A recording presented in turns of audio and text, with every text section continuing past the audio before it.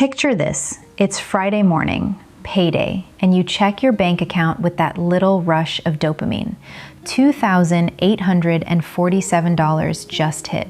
By Sunday night, you're looking at $340 and wondering where 3 days went. You didn't buy anything crazy. You just paid bills, grabbed groceries, filled up your tank, and somehow the entire thing evaporated like water on hot pavement. Now here's what's wild.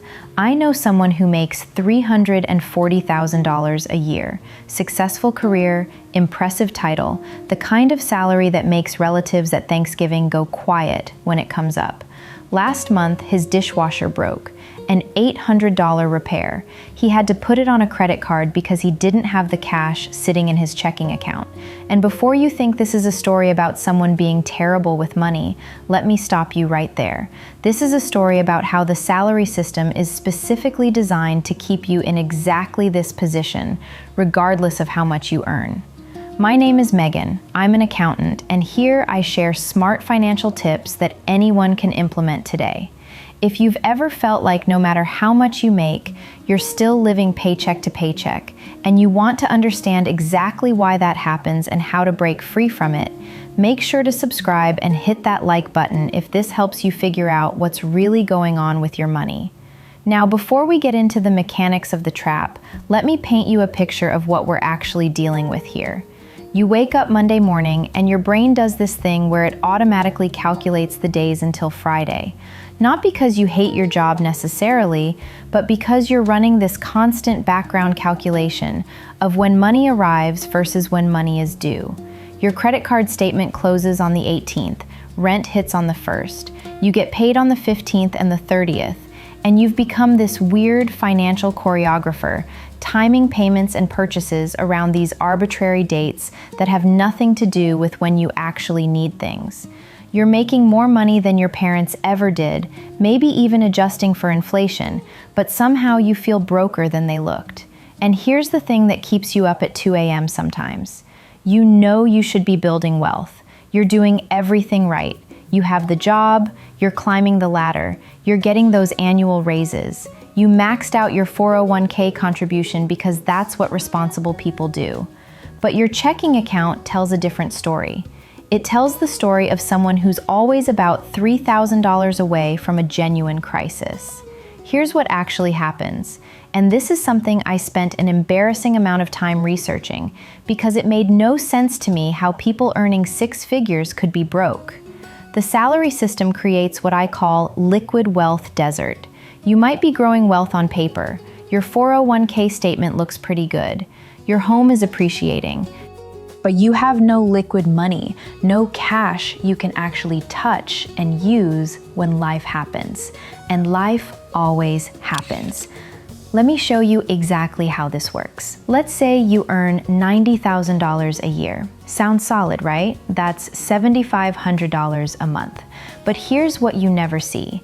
Your employer withholds about $1,400 for federal tax, $465 for Social Security and Medicare, maybe $350 for state tax depending on where you live, $400 for your health insurance premium, and $562 because you're being responsible and maxing out your 401k contribution. Before you even get your paycheck, $3,177 is gone. You're down to $4,323, and you haven't bought a single thing yet. But here's where it gets really interesting. That $4,323 hits your account, and it triggers something psychologists call temporal discounting. Your brain sees that number and goes, "Oh, we have money now," even though intellectually you know most of it is already spoken for. This is the same brain that chose the smaller immediate reward over the larger delayed reward in every psychology experiment ever conducted. And the biweekly pay system exploits this mercilessly. A study from the Federal Reserve found that 40% of Americans couldn't cover a $400 emergency expense with cash. But here's the kicker. That statistic holds true even for households earning over $100,000 a year. It's not an income problem, it's a liquidity problem created by how salary compensation is structured. Think about it like this. Imagine you're trying to fill a bucket, but there's a hole in the bottom that drains at almost the exact rate you're filling it. You can pour faster, pour more, work harder, but the bucket never actually fills because the hole scales with your input. That's the salary trap. The system isn't designed to help you accumulate liquid wealth. It's designed to keep you in perpetual flow state, where money comes in and immediately flows back out through 1,000 tiny pre-authorized channels. And this is where most people completely miss what's actually happening. They think the answer is to make more money, get the promotion, switch jobs for a higher salary, climb to the next tax bracket. So they do. They go from $90,000 to $120,000, and something remarkable happens. Nothing changes. Well, that's not entirely true. Some things change. They move to a nicer apartment because they can afford it now. They upgrade their car because the old one feels embarrassing parked next to their coworkers' cars. They start shopping at Whole Foods instead of Trader Joe's because they're investing in their health. This phenomenon has a name: lifestyle inflation. And it's not a personal failing, it's a predictable response to salary increases in a system designed to absorb them. Research from the National Bureau of Economic Research shows that for every dollar increase in salary, average consumer spending increases by 50 to 90 cents within the first year. You're not weak, you're human, and the system knows exactly how humans behave. But here's the part that will blow your mind. The trap gets tighter the more you earn. When you made $90,000, you were in the 22% federal tax bracket. At $120,000, you're now in the 24% bracket. But it's actually worse than that because more of your income is taxed at the higher rate. Plus, you're probably living in a higher cost of living area because that's where the higher paying jobs are. So state and local taxes take a bigger bite. Your lifestyle expenses scaled up, but your taxes scaled up faster. Now you're that person making $120,000 who still can't afford the dishwasher repair without a credit card. You have more income, less liquidity, and somehow more stress because now you have a mortgage instead of rent, and car payments on something newer, and you can't exactly downgrade without everyone asking what went wrong. Let me show you what this looks like in practice. Meet Sarah. She's not real, but she's every fourth person I've worked with. Sarah makes $135,000 as a senior marketing manager. On paper, she's crushing it. In reality, here's her monthly breakdown. $3,200 mortgage on a modest 3-bedroom house in a decent school district because she's planning for kids someday. $680 car payment on a sensible SUV she'll need for those future kids. $420 for car and home insurance. $350 for utilities, $180 for her phone and internet, $600 for groceries because she's too tired after work to cook cheap meals, so she buys the convenience stuff, $200 for gas, $95 for gym membership she uses twice a month, $89 for streaming services that accumulated over time, $1,125 for her half of the 401k contribution to get the employer match. We're at $6,939, and she hasn't done anything fun yet. No vacation fund, no dinner with friends, no emergency vet visit when her dog ate something stupid, no dental work, no car repair, no gifts for the 6 weddings she's going to this year. Her monthly take-home is around $7,200 after all the pre-tax deductions and withholdings.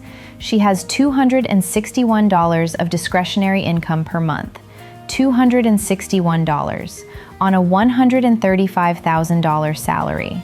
And here's what most people don't realize. Sarah's employer loves this, not in a mustache-twirling villain way, but in a practical business sense. Sarah has golden handcuffs now. She can't afford to quit. She can't afford to take a risk on a startup or negotiate too aggressively or start her own thing because she needs next Friday's paycheck to land or her entire life structure collapses. She's the perfect employee. capable, trapped, and unlikely to leave. This is where the identity shift happens, and it's something that will probably surprise you. When you have no liquid wealth, even with a high salary, you start making different decisions. Not worse decisions, just different ones. You stay in the job that's burning you out because you need the health insurance. You don't negotiate as hard because you can't risk losing the offer. You take on the extra project you don't have time for because you need the bonus to cover the property tax bill. You become the type of person who has a lot of income but no power. But when you have liquid wealth sitting in your savings account, everything shifts. Having $30,000 in cash that you can actually access doesn't just change your bank balance. It changes how you walk into your boss's office. It changes what you say when they try to guilt you into working weekends. It changes whether you stay in the relationship that's not working because you can't afford to move out. It changes whether you fix the weird noise your car is making now or wait until it becomes a catastrophic failure. The salary trap isn't about how much you earn. It's about the gap between gross and liquid. You can make $200,000 a year and be broke if none of it stays with you in a form you can actually use. And the system is specifically engineered to maximize that gap. Here's the mechanism most people never see. Debt timing. Your mortgage payment doesn't care that you had an expensive month. The first comes regardless. Your car payment doesn't pause because you got hit with a medical bill. These fixed obligations were designed around the assumption of steady salary income, which trains you to need that steady salary income, which makes you accept worse conditions to protect that steady salary income. It's circular and it's intentional. Now you might be thinking, okay, but what about my 401k? I'm building wealth there. And yes, you are, on paper, in an account you can't touch for 30 years without penalties. Let me ask you something. If you lost your job tomorrow, how long could you survive on your 401k balance? The answer is about 3 weeks before the penalties and taxes eat it alive and you're left with maybe 60% of what you thought you had. That's not wealth you own. That's wealth you're storing for your future self in a box with a time lock controlled by the IRS. A study from Vanguard found that the median 401k balance for people in their 50s, their peak earning years, is $71,000. These are people who've been contributing for 30 years. Meanwhile, these same people on average have less than $5,000 in liquid savings. They're simultaneously wealth rich and cash poor. They'll retire someday with a decent nest egg, but they lived 30 years in quiet desperation because they had no liquidity. But here's where most people mess this up, and I see it constantly. They finally figure out the salary trap. They start building liquid savings. They get to $10,000, maybe $15,000 in their checking account, and something shifts in their brain. They think, I've made it. I have money now. I can afford something nice for once. And they go buy the thing. The upgraded car, the kitchen renovation, the vacation they've been putting off. They take their escape fund and convert it back into lifestyle. And just like that, they're back in the trap. Because the system didn't change. The salary structure didn't change. All that changed was that they briefly had some breathing room, and they used that breathing room to dig the hole a little deeper with a bigger fixed expense or a new payment plan. The real wealth move, the thing that actually breaks the cycle, is understanding that liquid cash isn't for buying things. It's for buying options. It's for buying the ability to say no. It's for buying time to find the better job instead of taking the first offer. It's for buying the confidence to start the business on the side while you still have the salary safety net. It's for buying your way out of the desperation that makes you accept 2% annual raises while your rent increases 8%. Here's what I want you to understand. The salary trap isn't a conspiracy. It's not some evil plan designed in a boardroom to keep you down. It's just the natural result of a system that prioritizes employer stability over employee liquidity. Companies need reliable workers who show up consistently, and the bi-weekly salary structure with pre-tax deductions and fixed obligations creates exactly that. You're not a victim. You're just operating in a game with rules you didn't write. But you can play differently. You can take that salary and instead of letting it flow through your life like water through a pipe, you can start trapping some of it. Even just $200 a month that you defend fiercely, that you treat as untouchable as your rent payment, compounds into something real. Not retirement account real, but cash in hand in 6 months real. That's $1,200. That's the car repair that doesn't go on a credit card. That's the beginning of breathing room. And breathing room is how you escape. Not by making more money, though that helps. Not by being more disciplined, though that helps too. You escape by building a gap between what you need and what you have. You escape by making liquid wealth the priority instead of the retirement account you can't touch, or the house that might appreciate, or the car that definitely won't. The system keeps you broke by keeping you liquid poor. It keeps you one paycheck away from crisis, which keeps you one paycheck away from obedience. The moment you have 3 months of expenses in the bank, you're not an employee anymore. You're a person who currently chooses to work here.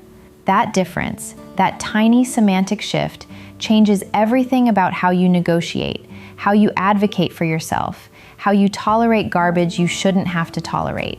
Your future self is counting on you to see this clearly. They're begging you to stop playing the game where more salary equals more success, and start playing the game where more liquidity equals more power. Start building that cash position today, even if it's tiny, even if it feels pointless compared to your expenses. Because the trap stays a trap only as long as you keep playing by the rules that benefit everyone except you. The salary isn't the problem.